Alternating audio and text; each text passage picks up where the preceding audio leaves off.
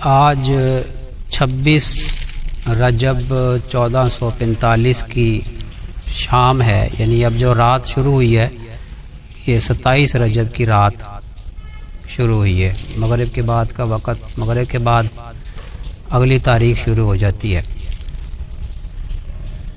مشہور قول کے مطابق 27 رجب کو نبی کریم صلی اللہ علیہ وسلم کو معراج نصیب ہوئی۔ معراج کا مشہور واقعہ پیش آیا، مشہور معجزہ یہ پیش آیا مشہور قول کے مطابق 27 رجب کو۔ اتھینٹک نہیں ہے، اس میں اقوال مختلف ہیں، کئی اقوال ہیں، لیکن مشہور یہ ہے کہ 27 رجب کو یہ واقعہ پیش آیا، ہجرت سے تقریباً 1 سال پہلے۔ اللہ تعالیٰ شانہ یہ سورہ بنی اسرائیل کی پہلی آیت ہے، 15ویں سپارے کی پہلی آیت ہے یہ جو میں نے تلاوت کی۔ سبحان الذی اسری بعبدہ لیلا من المسجد الحرام الی المسجد الاقصی الذی بارکنا حولہ لنریہ من آیاتنا انہ هو السمیع البصیر۔ اللہ تعالیٰ نے اس ایک آیت کے اندر اتنی باتیں فرمائی ہیں، یہ کلام عظیم الشان، اس کے ایک ایک حرف میں، ایک ایک لفظ میں معارف بھرے ہوئے ہیں۔ اللہ تعالیٰ فرماتے ہیں میں اختصار کے ساتھ تھوڑی سی گفتگو کروں گا، چند معارف اس میں پیش کروں گا۔ ابھی میں مختصر وقت میں اس واقعے میں کیا معارف ہیں جو سمجھ میں آتے ہیں اس ناچیز کو، وہ میں پیش کرتا ہوں۔ اللہ تعالیٰ فرماتے ہیں کہ سبحان الذی اسری، پاک ہے وہ ذات جس نے سیر کروائی بعبدہ، اپنے بندے کو۔ پاک ہے وہ ذات، شروع کہاں سے کیا دیکھیں، پاک ہے وہ ذات، وہ ہر عیب سے پاک ہے، وہ اپنے بندے کو لے گیا، سیر کروائی۔ یہ جو اسرا ہے نا، اسرا یہ ہماری اردو زبان میں جو سیر کا لفظ ہے وہ عربی کا لفظ ہے، یہ وہی لفظ ہے اسرا، سیر۔ رات کے وقت اس زمین پر ایک جگہ سے دوسری جگہ جانے کو سیر کہتے ہیں۔ اللہ تعالیٰ فرماتے ہیں کہ پاک ہے وہ ذات جو ہر چیز پہ قادر ہے، ہر عیب سے پاک ہے، خوبیاں اس میں ساری ہیں، عیب اس میں کوئی نہیں۔ وہ ذات اپنے بندے کو لے گئی رات کے ایک حصے میں، بعبدہ لیلم، لیل جو ہے نا، لیل رات کے ایک حصے کو کہتے ہیں۔ من المسجد الحرامی، مسجد حرام سے، الی المسجد الاقصی، اقصی کہتے ہیں دور کی مسجد کو، پھر نام ہی اس کا دور کی مسجد پڑ گیا، مسجد اقصی پڑ گیا، اللہ نے اس کا نام ہی مسجد اقصی گویا رکھ دیا، یعنی اقصی دور کی مسجد کو کہتے ہیں۔ پاک ہے وہ ذات جس نے اپنے بندے کو سیر کروائی مسجد حرام سے مسجد اقصی تک، اور مقصد مسجد اقصی جو ہے اس کے بارے میں کیا فرمایا، بارکنا حولہ، کہ جس کے گرد ہم نے برکتیں رکھ دی۔ یہ شام جو ہے نا، یہ علاقہ برکتوں والا علاقہ ہے، یہ انبیاء علیہ السلام بہت آئے ہیں، یہ مسکن، یہ علاقہ حضرت عیسیٰ علیہ السلام کی پیدائش کا علاقہ ہے۔ حضرت ابراہیم علیہ السلام نے یہاں قیام فرمایا، اور آپ کے بیٹے حضرت اسحاق علیہ السلام وہ یہاں ہوئے، اور پھر ان کی اولاد چلی اور ان سے انبیاء بنی اسرائیل ہوئے۔ تو لا تعداد انبیاء علیہ السلام اس علاقے میں ہوئے ہیں۔ اور مسجد اقصی جو ہے وہ صرف وہ ایک مسجد کا نام نہیں ہے کہ وہ جو تصویر میں نظر آتی ہے نا، تصویر میں 2 گنبد نظر آتے ہیں، ایک گنبد گولڈن راک ہے اور ایک اور گنبد نظر آتا ہے، وہ مسجد اقصی ہے، لیکن ہم اس کو مسجد اقصی کہتے ہیں، لیکن وہ گولڈن ٹوم جس کو ہم بیت المقدس کہتے ہیں، اور یہ جو مسجد اقصی ہے اس کے گرد ایک 4 دیواری ہے، یہ سب کے گرد 4 دیواری ہے، اس پر دروازے تھے، تو اس ساری جگہ کو جس میں وہ گولڈن ٹام بھی ہے اور اس میں یہ مسجد بھی ہے جو اس وقت وہاں موجود ہے، یہ سارا علاقہ مسجد اقصیٰ کہلاتا ہے، جس کا اللہ تعالیٰ نے قرآن پاک میں ذکر کیا۔ اللہ تعالیٰ نے اس جگہ پہ برکت رکھ دیا ہے، اور وہ برکت جو ہے وہ مادی بھی ہے اور روحانی بھی ہے۔ اللہ نے اپنے نبی صلی اللہ علیہ وسلم کو سیر کروائی مسجد حرام سے مسجد اقصیٰ تک، اس کے بعد پھر اور سورہ نجم میں بھی اس کا ذکر ہے، جو معراج ہوئی وہاں سے پھر معراج ہوئی، مسجد اقصیٰ سے معراج ہوئی۔ معراج سیڑھی کو کہتے ہیں جی، سیڑھی کو کہتے ہیں معراج، سیڑھی ایک نور کی سیڑھی لائی گئی، اور مسجد اقصیٰ سے نبی کریم صلی اللہ علیہ وسلم نے آسمانوں کی سیر کی، اس کو معراج کہتے ہیں۔ مسجد حرام سے مسجد اقصیٰ کی سیر کو اسرا کہتے ہیں۔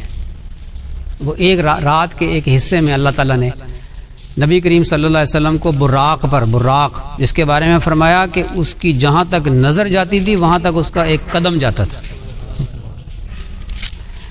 اور فرمایا کہ وہ خچر سے تھوڑا چھوٹا اور گدھے سے تھوڑا سا بڑا تھا، اور سفید رنگ کا تھا، دودھ کی طرح سفید رنگ تھا اس کا، کہ اس نے تھوڑی سی نا، وہ ہماری زبان میں کہتے ہیں کہ شوخا نہ ہو، اس نے کوئی تھوڑی شوخی دکھائی، تو حضرت جبریل علیہ السلام نے اس کا کان مروڑا اور اس کو فرمایا تو نہیں جانتا کہ تیرے اوپر ایسی ہستی سوار ہونے والی ہے کہ آج سے پہلے تجھ پر ایسی ہستی سوار نہیں ہوئی اور اس کے بعد بھی کبھی ایسی ہستی سوار نہیں ہوگی۔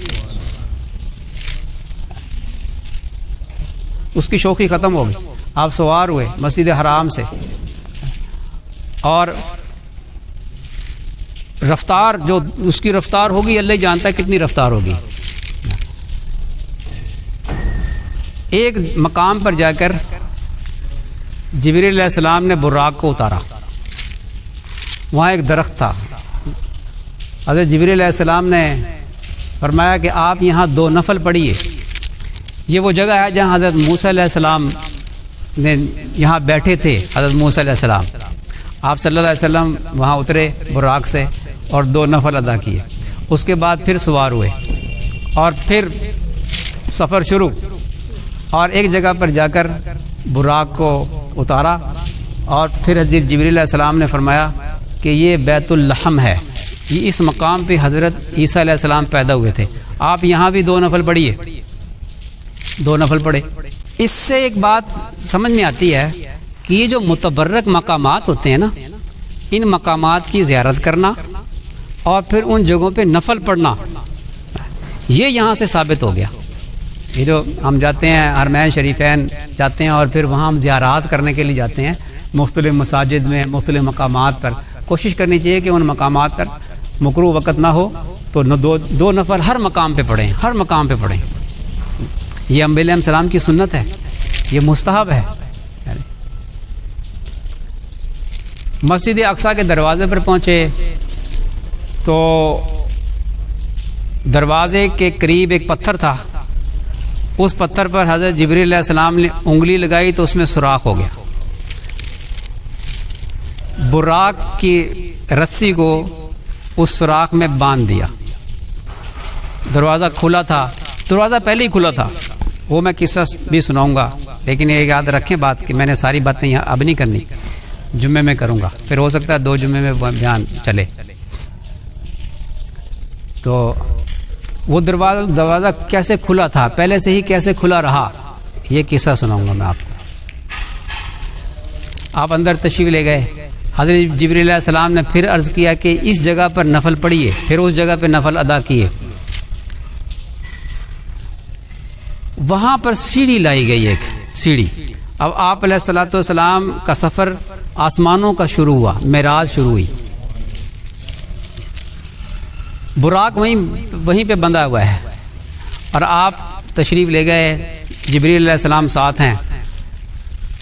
پہلے آسمان پر پہنچے تو پہلے آسمان کا دروازہ بند تھا، حضرت جبریل علیہ السلام نے نوکنگ کی، دستک دی، اندر سے آواز آئی کہ کون؟ جواب ملا کہ جبریل۔ آپ کے ساتھ کون ہے؟ فرمایا کہ میرے ساتھ وہ شخصیت ہیں کہ ان سے بڑھ کر کوئی بزرگ ہستی نہیں، احمد مجتبیٰ محمد مصطفیٰ صلی اللہ علیہ وسلم میرے ساتھ ہیں۔ کیا حکم ملا ہے؟ کہ ہاں حکم ملا ہے۔ دروازہ کھول دیا گیا اور فرشتوں کا مرحبا مرحبا استقبال ہوا۔ اب آگے آسمان پر پہنچے،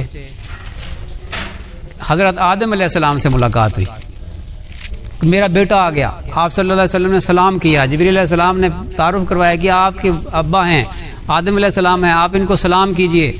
آپ نے سلام کیا، حضرت آدم علیہ السلام نے استقبال کیا اور فرمایا کہ میرا بیٹا آ گیا، اور آپ صلی اللہ علیہ وسلم کی نبوت کا اقرار کیا۔ وہاں سے چلے پھر سیڑھی پر دوسرے آسمان پہ، وہاں بھی فرشتوں نے استقبال کیا، دروازہ کھلا، اندر داخل ہوئے دوسرے آسمان میں، تو حضرت یحییٰ علیہ السلام اور حضرت عیسیٰ علیہ السلام سے ملاقات ہوئی۔ پھر تیسرے آسمان پہ کس سے ملاقات ہوئی؟ حضرت یوسف علیہ السلام سے۔ اللہ تعالیٰ نے پورے حسن سے آدھا حسن حضرت یوسف علیہ السلام کو عطا فرمایا تھا۔ اور چوتھے آسمان پر کس سے ملاقات ہوئی؟ حضرت ادریس علیہ السلام سے۔ اللہ تعالیٰ نے ان کو زندہ آسمانوں میں اٹھایا تھا اور چوتھے آسمان میں ان کی روح قبض ہوئی تھی۔ پھر پانچویں آسمان پہ حضرت ہارون علیہ السلام سے، چھٹے حضرت موسیٰ علیہ السلام سے، ساتویں آسمان میں حضرت ابراہیم علیہ السلام سے۔ ساتویں آسمان پر کیا دیکھتے ہیں کہ بیت معمور ہے، جہاں یہ بیت اللہ ہے نا اس وقت، بالکل اس کی سیدھ میں اوپر ساتویں آسمان کے اوپر بیت معمور ہے، بالکل ایسا اس کی شکل کا۔ حضرت ابراہیم علیہ السلام بیت معمور کی دیوار کے ساتھ ٹیک لگائے بیٹھے تھے، اور فرشتے بیت معمور کا طواف کرتے ہیں، روزانہ 70,000 فرشتے طواف کرتے ہیں، اور ایک فرشتے کو جب ایک موقع ملتا ہے طواف کرنے کا تو اس کے بعد قیامت تک اس کی دوبارہ باری نہیں آئے گی۔ دروازہ کھولا گیا، آپ علیہ السلام اندر داخل ہوئے بیت معمور میں، اور بیت معمور میں پھر 2 نفل ادا کیے۔ اس کے بعد سدرۃ المنتہا، سدرۃ المنتہا اس کا ذکر اللہ نے سورہ نجم میں کیا ہے۔ یہ 27ویں سپارے میں، سورہ رحمان سے پہلے سورہ قمر، اور سورہ قمر سے پہلے سورہ نجم، والنجم اذا ہوا، اس میں ذکر ہے سدرۃ المنتہا، عندہا جنت المأویٰ، اس کے قریب جنت ہے۔ یہ وہ مقام ہے کہ سدرۃ المنتہا، سدرہ بیری کو کہتے ہیں، تو بیری اللہ ہی جانتا ہے کہ کیوں اس کا نام بیری اللہ نے رکھا، سدرہ رکھا، یہ اللہ ہی اس کی حکمت جانتا ہے۔ تو اللہ اکبر، بڑی حسین اور جمیل وہ درخت ہے، کہتے ہیں کہ وہ چھٹے آسمان میں اس کی جڑ ہے، تو 7ویں کے اوپر اس کی شاخیں وہ پھیلا ہوا ہے، اور وہ ہے اس یہ جو نظام ہے، دنیا کا نظام ہے، یہاں اور اوپر کا جو نظام ہے اس کی وہ حد ہے، اس سے اوپر نیچے والے اس سے اوپر نہیں جا سکتے، اور اس سے اوپر والے وہاں تک آتے ہیں، اس سے نیچے نہیں آ سکتے۔ اللہ تعالیٰ کا ایک نظام ہے۔ حضرت جبریل علیہ السلام اس سے اوپر نہیں جا سکتے، اس کے ہر پتے پر ایک فرشتہ بیٹھا ہوا تھا، پرندے کی شکل میں، انتہائی خوبصورت پرندے کی شکل۔ اللہ تعالیٰ نے اس کا بھی نقشہ کھینچا سورہ نجم میں، کہ اس کے اوپر چھا رہا تھا جو چھا رہا تھا، وہ کیا نور تھا۔ احادیث سے پتہ چلتا ہے کہ یہ پروانے تھے سونے کے، وہ اس کے اوپر گر رہے تھے، اور اس کے اوپر نور چھایا ہوا تھا۔ وہاں اللہ تبارک و تعالیٰ شانہ نے آپ صلی اللہ علیہ وسلم پر ایک نور کا بادل کیا، اور آپ اس میں چھپ گئے۔ وہاں اللہ تعالیٰ شانہ کے ساتھ ہم کلام ہوئے۔ یہ جو ہم التحیات للہ والصلوات والطیبات، یہ وہ گفتگو ہے جو ہم ہر نماز میں پڑھتے ہیں۔ میری زبانی عبادت، میری بدنی عبادت، میری مالی عبادت، اے اللہ تیرے لیے۔ اور اللہ تعالیٰ نے کیا فرمایا؟ السلام علیکہ ایھا النبی ورحمۃ اللہ وبرکاتہ، اے نبی آپ پر سلام ہو، رحمت ہو، برکت ہو۔ آپ صلی اللہ علیہ وسلم نے آگے سے کیا عرض کیا؟ السلام علینا وعلی عباد اللہ الصالحین، اے اللہ ہم پر سلامتی ہو اور ان پر، میرے ان امتیوں پر بھی جو صالح اور نیک ہیں ان پر بھی اللہ آپ کی سلامتی ہو۔ اپنی امت کو بھولے نہیں۔ نبی کریم صلی اللہ علیہ وسلم اس ایک خاص موقع پر بھی جب اللہ تعالیٰ شانہ کا قرب تھا، اس وقت بھی اپنی امت کو بھولے نہیں، اور اپنے اس سلام میں اپنی امت کے صالحین کو شمار کیا، صالحین کو شمار کیا۔ یہ بات یاد رکھیں، یہ ایک اہم بات، نقطہ ہے کہ اس لیے فرماتے ہیں کہ جو بے نمازی ہے، بے نمازی وہ صالح نہیں ہوتا، وہ صالحین میں شمار نہیں ہوتا۔ اس لیے نیک لوگوں کی دعاؤں میں بے نمازی کا استحقاق نہیں ہے، یعنی جو نیک لوگ ہیں وہ بے نمازی کے لیے جب دعا کرتے ہیں تو وہ قبول نہیں ہوتی، یعنی صالحین کی دعاؤں میں بے نمازی کا استحقاق نہیں ہے۔ جب یہ نمازی پڑھتا ہے السلام علینا وعلی عباد اللہ الصالحین، صالحین نمبر بے نمازی صالحین میں سے نہیں ہے، اس لیے اس کے اوپر سلامتی نہیں ہے۔ پھر جو گفتگو ہوئی، بہت سی تو راز کی باتیں، اللہ کا دیدار ہوا یا نہیں ہوا اس میں علماء کا اختلاف ہے، لیکن جمہور جو علماء ہیں وہ اس طرف گئے ہیں کہ زیارت ہوئی ہے۔ اس میں حضرت ابن عباس رضی اللہ تعالیٰ عنہ مفسر قرآن وہ اس کے قائل ہیں کہ اللہ تعالیٰ کی زیارت ہوئی ہے نبی کریم صلی اللہ علیہ وسلم کو معراج میں۔ اما عائشہ رضی اللہ تعالیٰ عنہ فرماتی ہیں کہ نہیں ہوئی۔ حضرت ابھی کچھ باتیں کہ راز کی ہوتی ہیں، ہر بات امت سمجھ نہیں سکتی تھی، ہر بات سمجھائی بھی نہیں گئی۔ جو اللہ اور بندے کے درمیان، کچھ اللہ اور اپنے پیارے نبی صلی اللہ علیہ وسلم کے درمیان جو راز و نیاز کی کچھ باتیں ایسی ہیں جو امت تک نہیں پہنچائی گئی، امت کے اندر استعداد ہی نہیں ہے۔ وہ فرماتی تھی کہ آیت ہے لا تدرکہ الابصار وہو یدرک الابصار، کہ کوئی آنکھ اللہ تعالی شانہ کا ادراک نہیں کر سکتی، احاطہ نہیں کر سکتی۔ تو حضرت ابو ذر غفاری رضی اللہ عنہ سے کسی نے کہا کہ آپ ہم اگر ہوتے نا اس زمانے میں، تو میں ایک سوال پوچھتا، ایک تابعی نے پوچھا، ہم نبی کریم صلی اللہ علیہ وسلم سے سوال کرتے کہ کیا پوچھتے، کہ یہ پوچھتا کہ آپ کو اللہ تعالیٰ کی زیارت ہوئی کہ نہیں ہوئی۔ حضرت ابو ذر غفاری رضی اللہ عنہ فرمانے لگے کہ بھئی یہ بات ہم پوچھ چکے ہیں، نبی کریم صلی اللہ علیہ وسلم سے ہم نے پوچھا کہ کیا آپ نے اللہ کو دیکھا ہے؟ اللہ کے نبی صلی اللہ علیہ وسلم نے فرمایا کہ اللہ تو ایک نور ہے، میں اللہ کو کیسے دیکھ سکتا ہوں؟ میں نے تو ایک نور دیکھا۔ آپ ذرا غور سے سنیں آپ اس بات کو، فرمایا کہ اللہ تو ایک نور ہے، میں اس کو کیسے دیکھ سکتا ہوں؟ میں نے ایک نور دیکھا۔ آگے پھر کیا بات فرما دی؟ میں نے ایک نور دیکھا، اور اس سے پہلے کیا فرمایا؟ اللہ تو ایک نور ہے، میں اسے کیسے دیکھ سکتا ہوں؟ پھر آگے کیا فرما دیا؟ میں نے تو ایک نور دیکھا۔ اللہ، یہاں پہ راز کی بات ہے۔ اللہ تعالیٰ شانہ کی تجلیات لا تعداد ہیں۔ کچھ تجلیات وہ انسان کی آنکھ دیکھنے کی طاقت رکھتی ہے جو اللہ اس کو عطا فرما دے تو، اور کچھ تجلیات کو نہیں دیکھ سکتی۔ جنت میں بھی جو دیدار ہوگا نا، وہ ایک پردہ نہیں کھولے گا اللہ تعالیٰ، کبریائی کا پردہ، کبریائی کا نور نہیں ظاہر کرے گا۔ تو اللہ کے نبی صلی اللہ علیہ وسلم نے جو دیدار کیا، اللہ کی تجلیات کا دیدار کیا، ایسی تجلیات کا دیدار بھی کیا جو کسی اور نبی نے کیا ہی نہیں۔ یہی مراد ہے اللہ تعالیٰ شانہ کے دیدار کا۔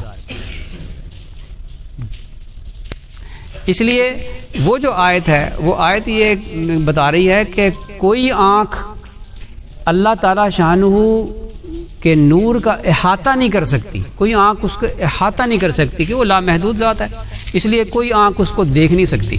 یہ بھی ٹھیک ہے، لیکن اللہ تعالیٰ شانہ نے اپنی تجلیات کی زیارت کروائی۔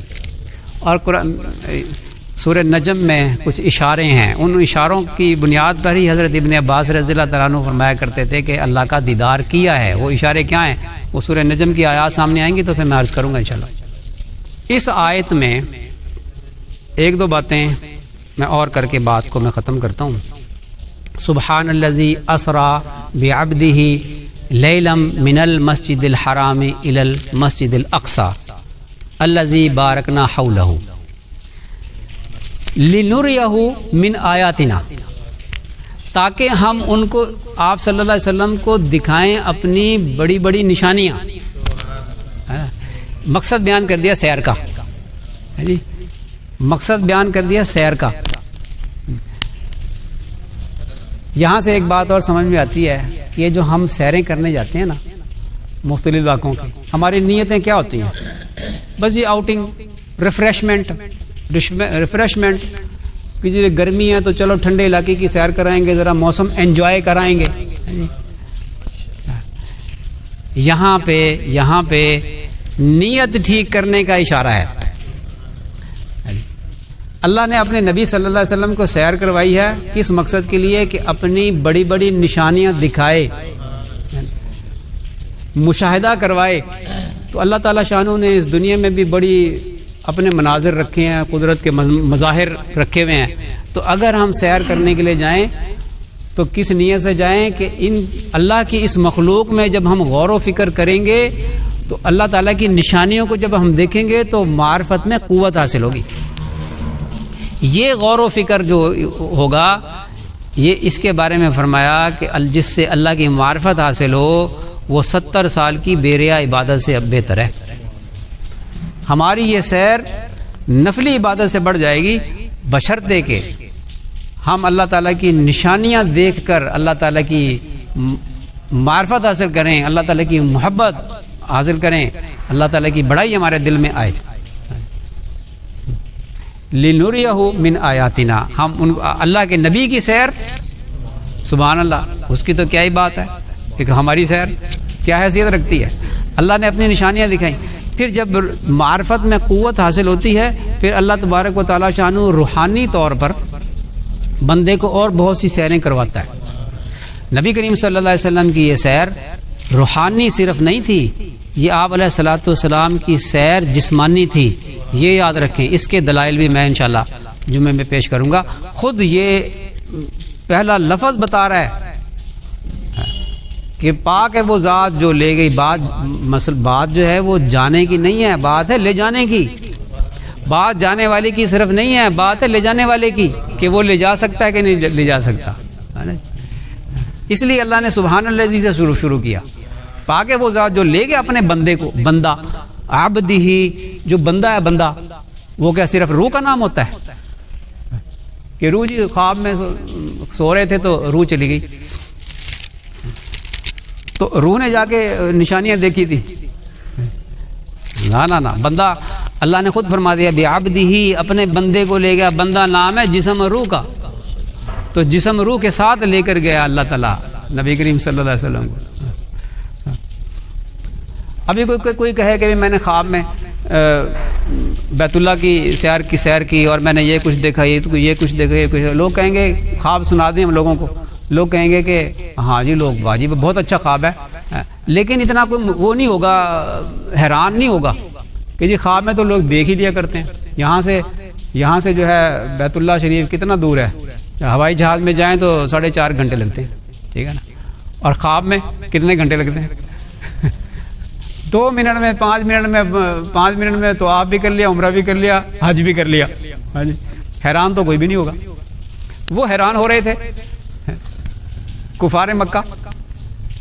اور بھی بہت سے ثبوت ہیں، وہ ثبوت انشاءاللہ پیش کریں گے. میں کوشش کروں گا کہ جمعے میں یہ ایک بات کھل کے کروں. اگر کوئی بات رہ گئی تو اگلے جمعے میں انشاءاللہ اس کو کروں گا. پورا واقعہ، پھر واپسی کیسے ہوئی، واپسی میں کیا کچھ دیکھا، کیا واقعات رونما ہوئے، اس سے ایمان تازہ ہوتا ہے انسان کا. اللہ تعالیٰ ہمیں صحیح سمجھ عطا فرمائے. اور وہ جو وہاں سے تحفہ لے کر آئے نماز 5 نمازوں کا، اس کو بھی انشاءاللہ بیان کریں گے. تو اللہ تعالیٰ ہمیں صحیح سمجھ عطا فرمائے. وآخر الدعوانا الحمدللہ رب العالمین.